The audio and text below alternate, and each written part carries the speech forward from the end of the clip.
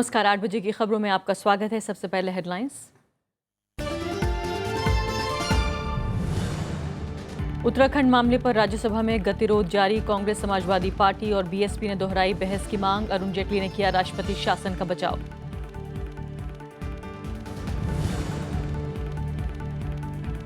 तीन महीनों में सूखे से पीड़ित 116 किसानों ने की खुदकुशी। लोकसभा में सरकार का जवाब। कृषि मंत्री ने किसानों को दिया हर मुमकिन मदद का भरोसा।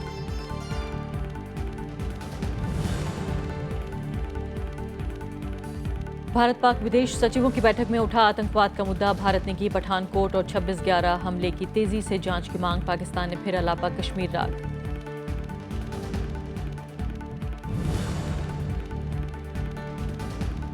बंगाल के कैनिंग में कांग्रेस अध्यक्ष के आक्रामक तेवर। प्रधानमंत्री मोदी और ममता बनर्जी को बताया लोकतंत्र के लिए खतरा। कहा कांग्रेस ने किया लोकतांत्रिक संस्थाओं को मजबूत।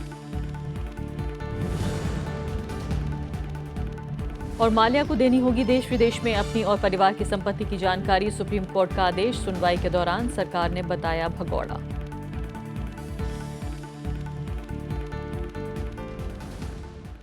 और अब पहली खबर।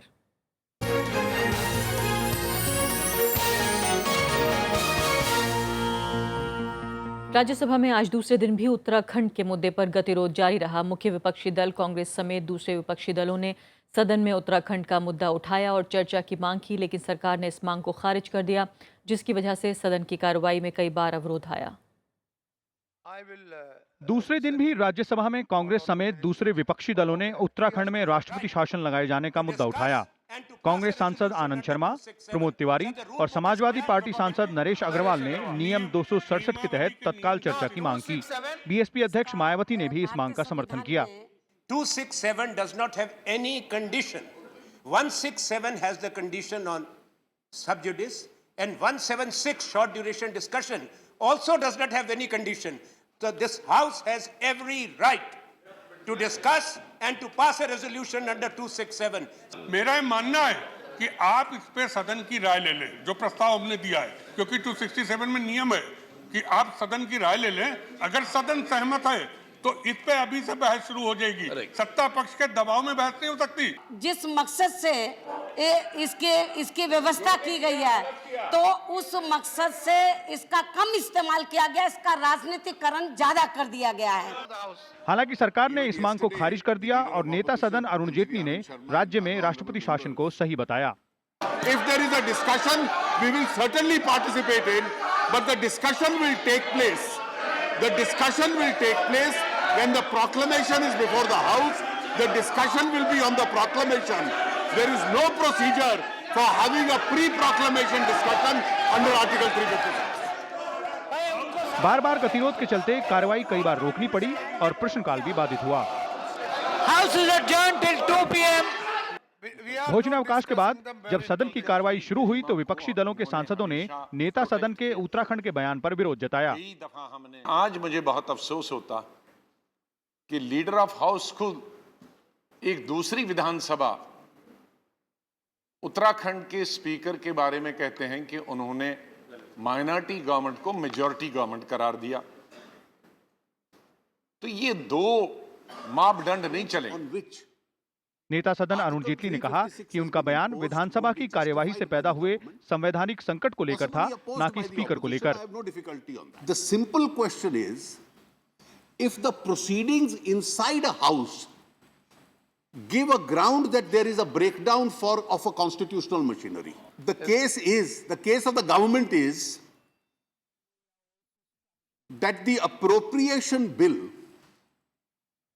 had been defeated in the assembly. हालांकि विपक्षी सांसद नेता सदन के बयान से संतुष्ट नहीं हुए और संसद में गतिरोध जारी रहा। बार बार अवरोध की वजह से आखिरकार सदन की कार्यवाही दिन भर के लिए स्थगित कर दी गई। विशाल दहिया, राज्यसभा टीवी। उत्तराखंड में कांग्रेस के बागी विधायकों की विधानसभा अध्यक्ष के फैसले को चुनौती देने से जुड़ी याचिका पर अब 28 अप्रैल को सुनवाई होगी। इससे पहले उत्तराखंड हाईकोर्ट में सुनवाई के दौरान कांग्रेस के मुख्य सचेतक के वकील ने कहा कि बागी विधायकों ने बीजेपी के साथ मिलकर नई सरकार बनाने का बयान दिया और राज्यपाल से मिलकर ज्ञापन देकर दल बदल कानून को तोड़ा है, इसलिए उन पर कार्रवाई जायज़ है। विधायकों का भी अब भी पार्टी में होने का दावा गलत है। उधर मुख्य न्यायाधीश की अध्यक्षता वाली बेंच में लेखानुदान अध्यक्ष को अध्यादेश को चुनौती देने वाली याचिका पर सुनवाई स्थगित हो गई है। हरीश रावत के वकील ने कहा कि अनुच्छेद 356 मामला सुप्रीम कोर्ट में है, इसलिए इस मामले को बाद में सुनवाई किया जाए, इसकी सुनवाई बाद में की जाए, जिसे कोर्ट ने मंजूर कर लिया।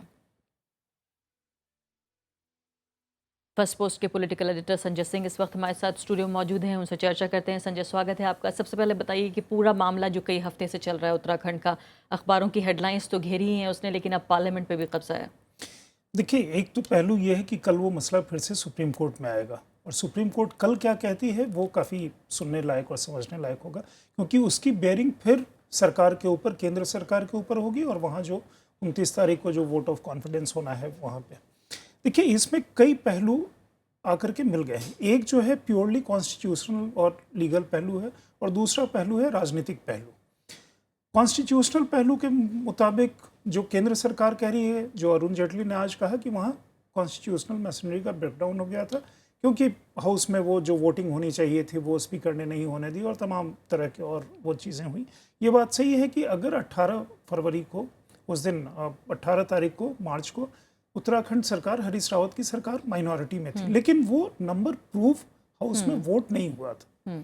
अब आगे की जो और सरकार है या नहीं ये भी का हक जो है वो भी हाउस को ही है कि कैसे होगा। अजीब सी विडंबना है कि हरीश रावत मुख्यमंत्री थे या नहीं हैं, फिर थे, फिर हैं और फिर अब मतलब थे और हैं के बीच में काफ़ी एक फासला हो गया है।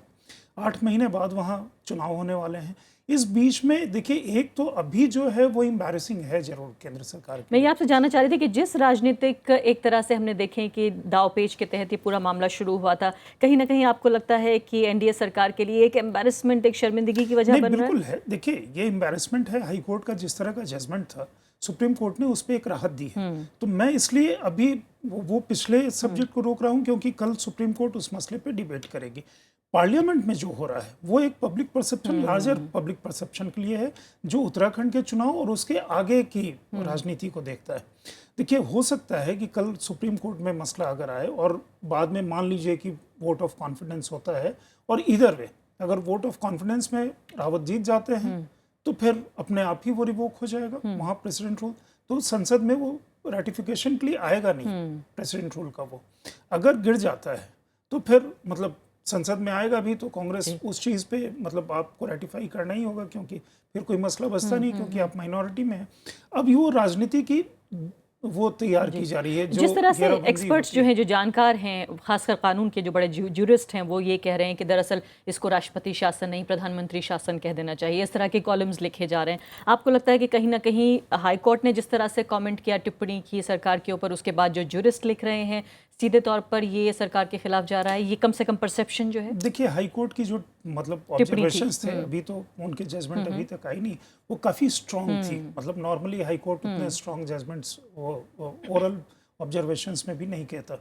दूसरी चीज़ है कि अगर इस बार के लिए अगर ये प्राइम मिनिस्टर्स रूल है तो फिर अगली बार के लिए माना की जो जाएगा। पहली सरकार गिरी थी नेहरू जी द्वारा, जो केरला में गिराई गई थी, तब से ही वो प्राइम मिनिस्टर्स रूल है, तो 100 बार करीब करीब वो मसला हो गया। तो उस डिबेट में मतलब आज ये है और फिर कल उनका था। इशू केवल ये है कि अभी क्या संसद उस पर ठप होना चाहिए या बाकी विधायी कार्य होने चाहिए। देखिए, कल दूसरा सूखे का मसला भी आना है सदन में चर्चा के लिए। कल कांग्रेस क्या रुख लेती है? कल कांग्रेस क्या उत्तराखंड वाले इशू पे स्टॉल करेगी फिर से, या सूखे पे चर्चा होने देगी? ये कांग्रेस के लिए भी एक मंथन का विषय होगा। अगर कल क्योंकि सूखे पे चर्चा हो जाती है तो फिर उसके बाद कल क्योंकि सुप्रीम कोर्ट का भी मसला आ जाएगा, तो उसके बाद वाला जो संसद का रुख होगा वो इस पे डिपेंड करेगा। और खासकर ये सेशन ऐसे समय में चल रहा है जबकि देश में कई राज्यों में चुनाव हो रहे हैं। सीधे तौर पर ना सही तो अब परोक्ष रूप से कम असर पड़ेगा। बहुत बहुत शुक्रिया संजय, समय इतना ही था आपका इस कार्यक्रम में भाग लेने के लिए। तो फिलहाल ये थी हमारी पहली खबर।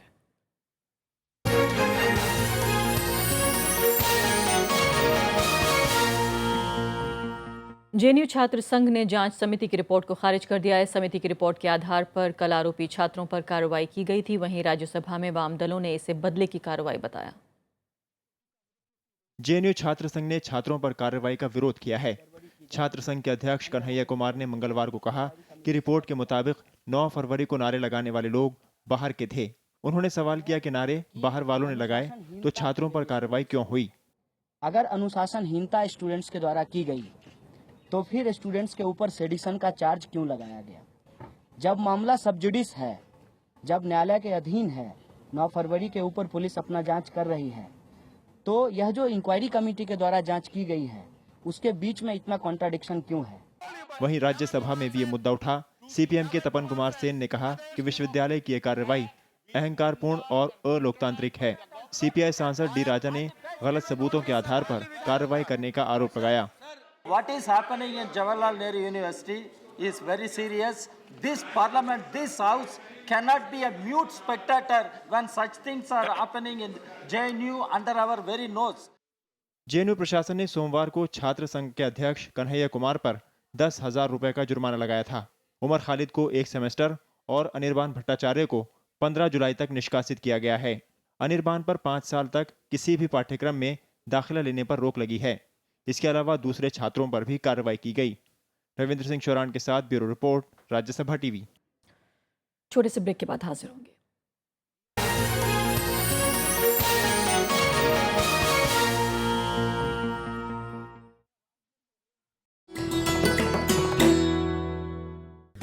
एमसी मैरी कॉम सफलतम भारतीय महिला मुक्केबाज, विश्व चैंपियनशिप में 5 स्वर्ण और 1 रजत, लंदन ओलंपिक्स में कांस्य और एशियन गेम्स में कांस्य पदक विजेता। 5 फीट 2 इंच लंबी मैरी को किया जाता है दुनिया की सफलतम महिला मुक्केबाजों में शुमार। खेलों में वरिष्ठ योगदान के लिए उन्हें मिले हैं पद्म भूषण, अर्जुन अवार्ड और राजीव गांधी खेल रत्न पुरस्कार।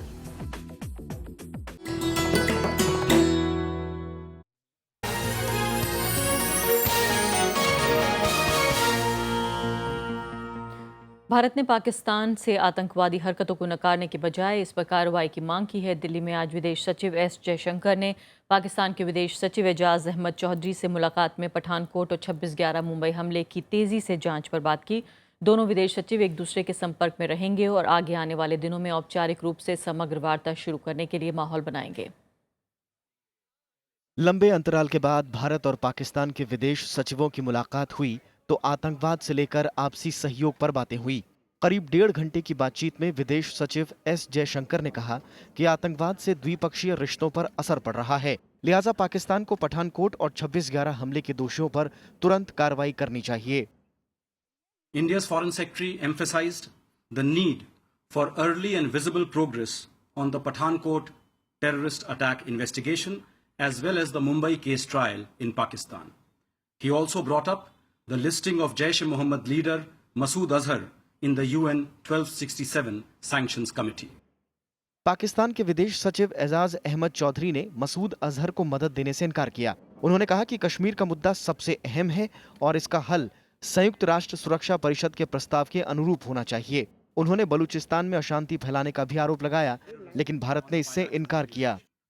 Terrorist groups based in Pakistan targeting India must not be allowed to operate with impunity. We pressed for immediate consular access to Kulbhushan Jadhav, the former naval officer abducted and taken to Pakistan. उधर कांग्रेस ने आरोप लगाया है कि सरकार की ढुलमुल नीति की वजह से पाकिस्तान हर बैठक में हावी हो रहा है। कांग्रेस ने सरकार को चुनावी वादों की भी याद दिलाई। बीजेपी को वोट दे दो और हम उनके सामने आंख उठा के बात करेंगे, आंख झुका के बात नहीं करेंगे। चीन के सामने लाल आंख करके बात करेंगे, लेकिन आज लाल आंख क्या, अब सफेद आंख भी बहुत नहीं, अब आंखें उनकी झुकी रहती हैं, चीन के सामने भी और पाकिस्तान के सामने भी। पठानकोट आतंकी हमले की जांच पर भी दोनों अधिकारियों में बात हुई। भारत ने एनआईए टीम के पाकिस्तान जाने की बात उठाई, लेकिन पाकिस्तान की तरफ से ठोस आश्वासन नहीं मिला। पाकिस्तान की तरफ से भारत को ऐसा कोई आश्वासन नहीं दिया गया है जिससे लगे कि उसके रुख में आतंकवाद को लेकर कोई परिवर्तन हुआ है।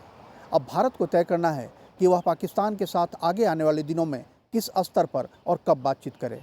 राज्यसभा टेलीविजन के लिए दिल्ली से अखिलेश सुमन।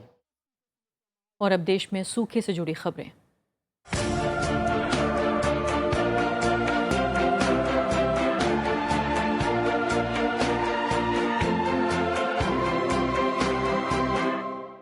सरकार ने माना है कि इस साल पिछले 3 महीनों में 116 किसान खुदकुशी कर चुके हैं। इनमें सबसे ज़्यादा मामले महाराष्ट्र में दर्ज किए गए हैं, जबकि पंजाब और तेलंगाना दूसरे और तीसरे नंबर पर हैं। मंगलवार को एक प्रश्न के लिखित जवाब में सरकार ने लोकसभा को ये जानकारी दी। सरकार ने सदन को ये भी बताया कि इस साल 10 राज्यों को सूखे से राहत देने के लिए 12,763 करोड़ रुपए की राशि जारी की गई है। कृषि मंत्री राधा मोहन सिंह ने किसानों को इस मुश्किल से उबारने के लिए हर मुमकिन मदद का आश्वासन दिया।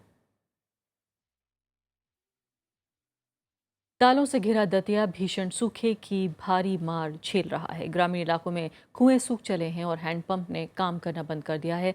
फसलें मुरझा चुकी हैं। सूखा राहत में भारी भेदभाव भी हो रहा है। दतिया वैसे तो ग्वालियर मंडल का हिस्सा है, लेकिन ये बुंदेलखंड में पड़ता है। पेश है राज्यसभा टेलीविजन की एक खास रिपोर्ट।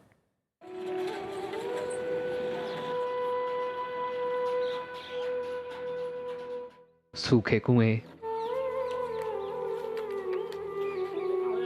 सूखे हैंडपंप, सूखे बोरवेल और पानी की तलाश में दर बदर भटकते लोग।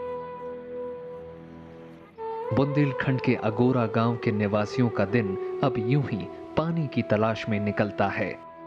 1200 की आबादी वाला अगोरा गांव कभी परमार शासकों का ठिकाना था, लेकिन आज यहां सूखे का साम्राज्य है। 1100 एकड़ में बना वीर सागर तालाब भी सूख चुका है।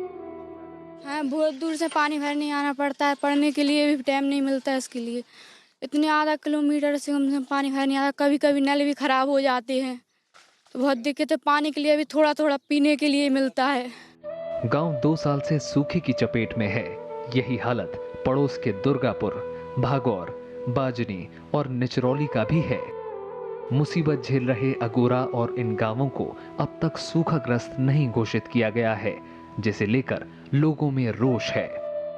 शायद खेती के लिए भी पानी कम है, पीने के लिए भी पानी कम है। कुएं सूख चुके हैं, हैंडपंप भी सूख चुके हैं। पानी जाने के लिए बहुत मशक्कत करनी पड़ती है। 1-1 घंटा लाइन में खड़े हो, जबकि कहीं जाके 2 डब्बा पानी मिलता है, मतलब 30 लीटर पानी। और 30 लीटर पानी में किसी भी परिवार का गुजारा नहीं हो सकता सर।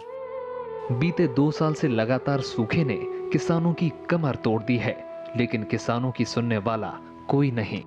तालाब में पानी रहता था, अब 2 साल से सूखा पड़ने होते हुए कुआं भी सूख गए, तालाब भी सूख चुका है और पानी की परेशानी बहुत है।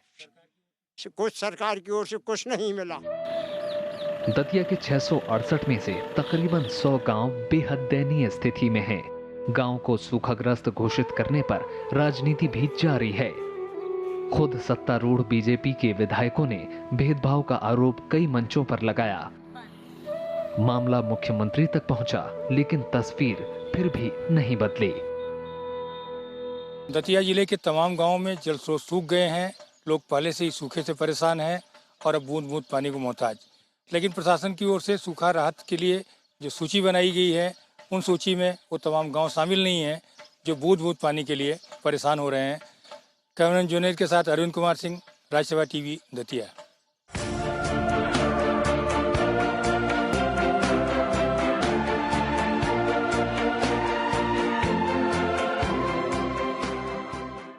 पश्चिम बंगाल विधानसभा चुनाव में कांग्रेस ने पूरी ताकत झोंक दी है। पार्टी अध्यक्ष ने हुगली और कैनिंग के चुनावी रैलियों में प्रधानमंत्री मोदी और ममता बनर्जी को लोकतंत्र के लिए खतरा बताया। सोनिया गांधी ने कहा कि कांग्रेस ने हमेशा लोकतांत्रिक संस्थाओं को मजबूत करने का काम किया है।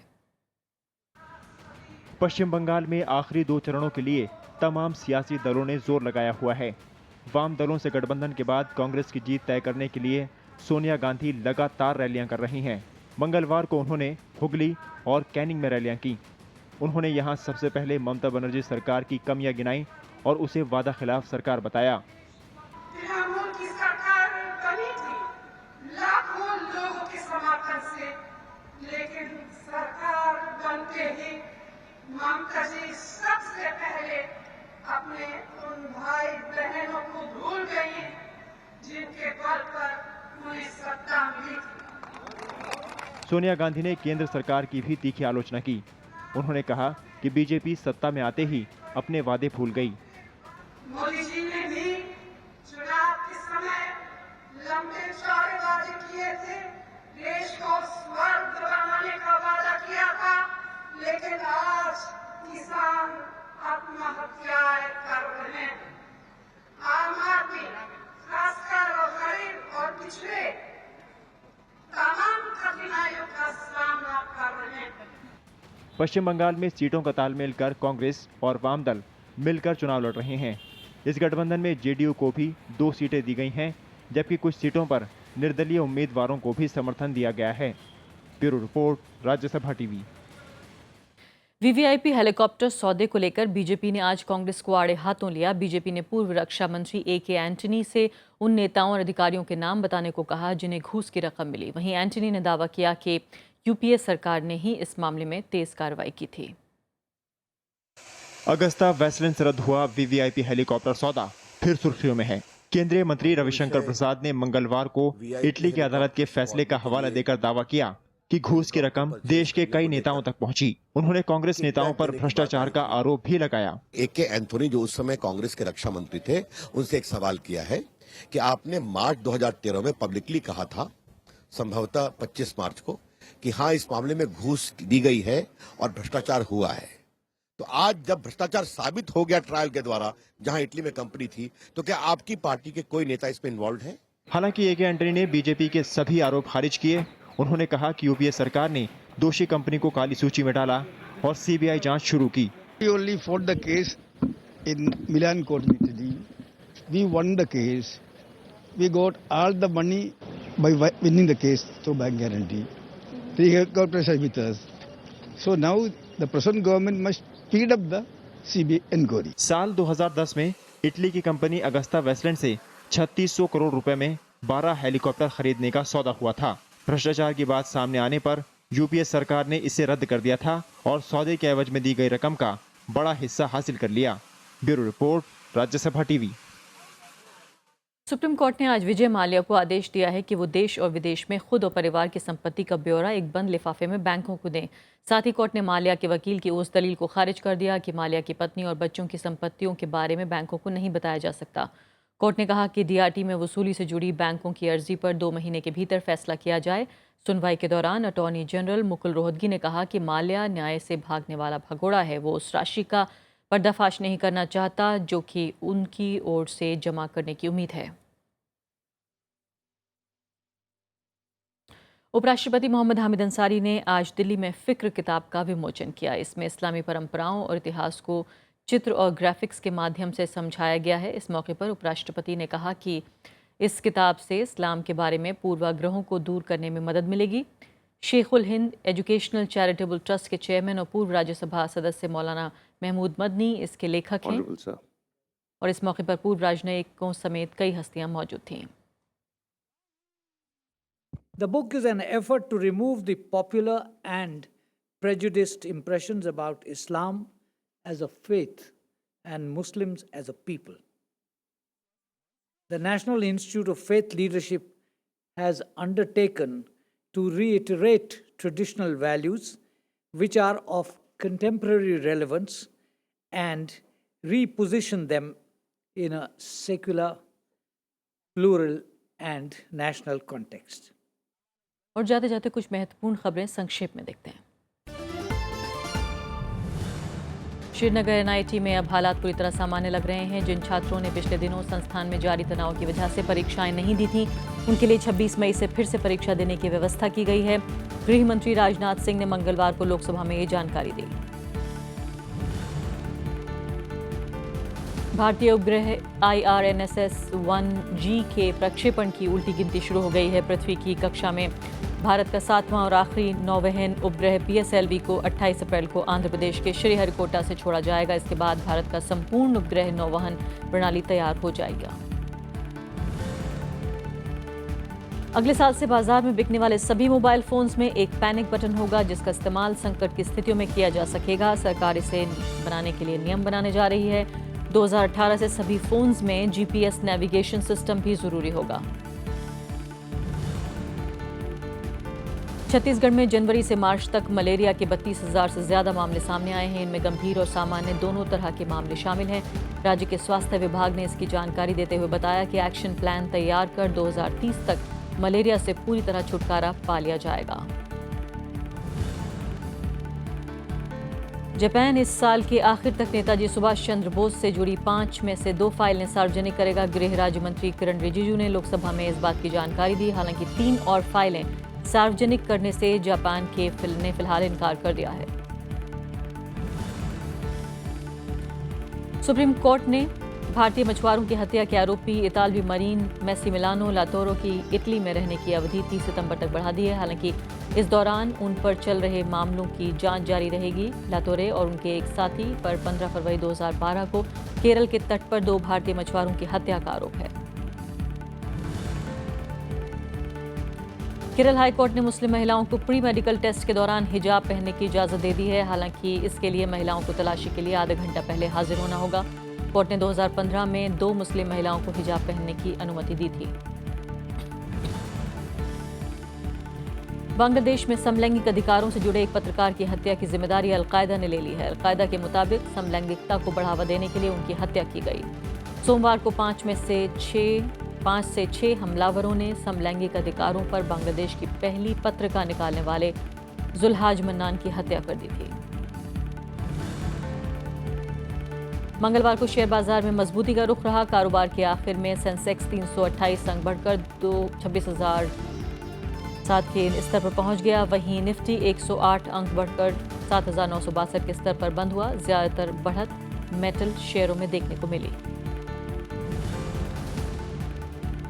यूक्रेन के चेरनोबिल परमाणु संयंत्र में हुए परमाणु हादसे को 30 साल गुजर गए, लेकिन संयंत्र के चारों तरफ अब भी इसका असर कायम है। 1986 को चेरनोबिल के 4 नंबर रिएक्टर्स में धमाका हुआ था, जिसके बाद पूरे यूरोप में विकिरण फैल गया था। घटना में 30 लोगों की मौत हुई थी और कई लोग बाद में बीमारियों की वजह से भी मारे गए।